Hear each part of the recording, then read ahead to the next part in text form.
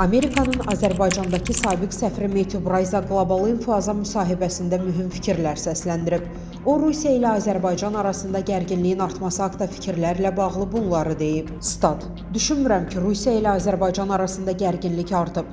2024-cü ilin dekabrında Rusiya hərbçilərinin Azal təyyarəsini vurması münasibətlərdə böyük gərginlik yaratdı. Prezident Putinin bu faciəli qəzaya görə ölkəsinin məsuliyyəti öz üzərinə götürməsindən imtina etməsi ilə bağlı kəskin fikir ayrılıqları olmuşdu.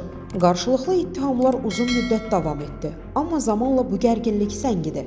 Prezident İlham Əliyev və Rusiya prezidenti Vladimir Putin münasibətləri normallaşdırmaq üçün müəyyən addımlar atdı.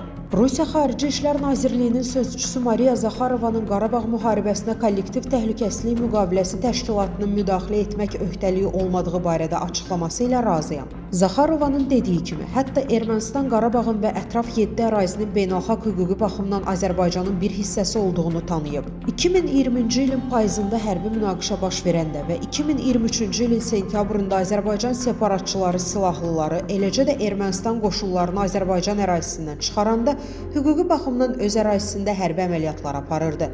Əlbəttə ki, KTMT-nin buna müdaxilə etmək öhdəliyi yox idi. Statın sonu.